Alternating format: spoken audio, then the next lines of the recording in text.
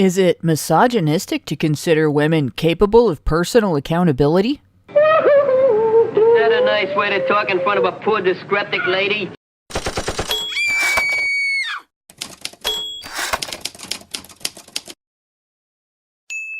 HBR Talk with Hannah Wallen.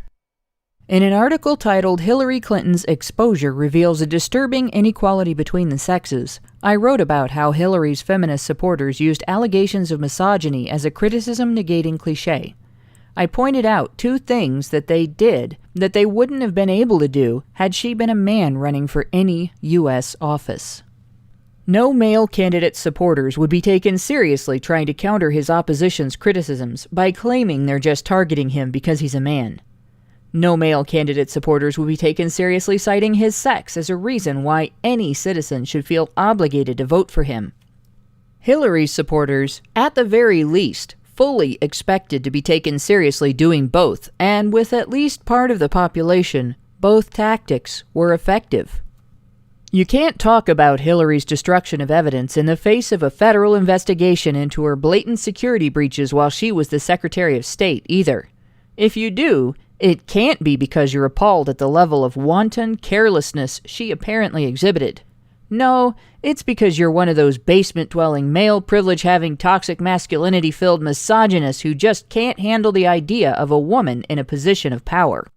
Otherwise, you wouldn't be so dumb as to consider it to be obstruction of justice when a woman under investigation and her staff smash devices and scrub electronic communications that could be used as evidence against her. We all know obstruction is more like thinking about acting within your authority to fire the person who is investigating you, but not actually doing it. You know, as long as the thinker isn't part of a victim class. That's so much worse, guys. Clinton's actions really just don't compare. And besides, she's just a sweet old grandmother who had no idea why her private server was such a security risk because she didn't understand the technology and didn't know how easily that server could be breached. After all, old ladies just aren't that tech-savvy. And if that totally not sexist, not ageist stereotype wasn't just a shield, but a demonstrable fact, that level of incompetence most certainly qualified her for the office of President of the United States, right? Or at least, the female victim identity is sufficient to deflect from anyone's complaints about it. The victim identity has similar application as a response to calls for legal consequences for violent crime hoaxes like false allegations of rape or hate crimes. Real victims of these crimes are often used in debate as a shield against any criticism of false accusers or officials who condone and facilitate their actions. You can't demand enforcement of false charge and perjury laws in these cases, we're told. That would discourage real victims from reporting real crimes because it's not like there's any difference in things like available evidence when a crime really happened. False accusations are rare, we're told, and acknowledging them takes away from the ability of real victims to obtain convictions. They highlight the importance of that pesky due process standard that makes evidence and ethical procedure so important. Violent crime victims are even offered as a reason to withhold compassion from victims of false accusations or refuse to even consider their experiences harmful. Calls for personal accountability? Hey guys, don't you know that's sexist, racist, and homophobic? This is one of the biggest dangers of the victim identity cult.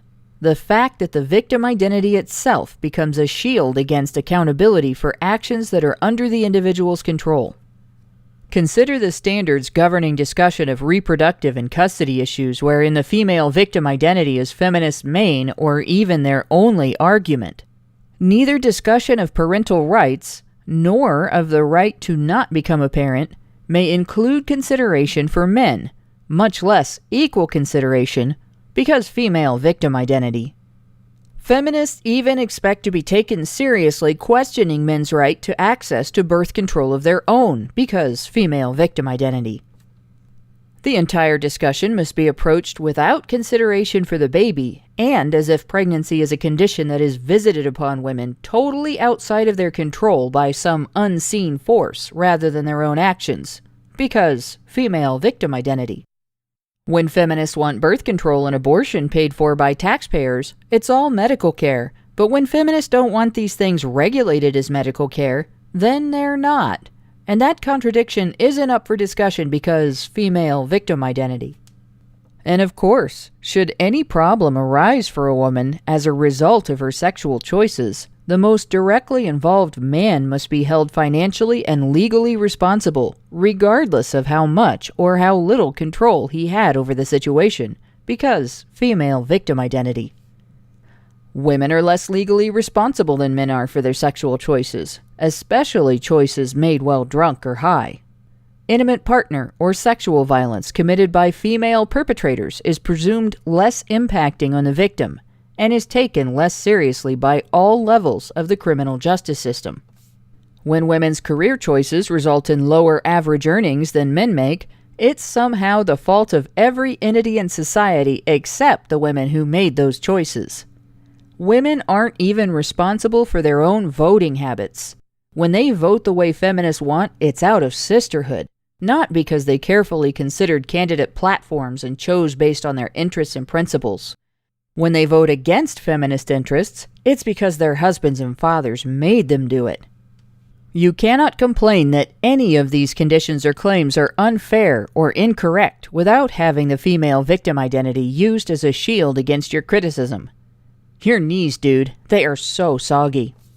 And in this environment, we're supposed to consider women eligible for positions of responsibility and power, equally qualified as men are, capable of fulfilling all of the expectations that would come with the job. The fact that women's policies and representation of said positions are above criticism because of our sex should not deter you from supporting the idea of more female CEOs and politicians. In fact, you're sexist if you complain because, of course, female victim identity. What happens if we allow that to be the standard?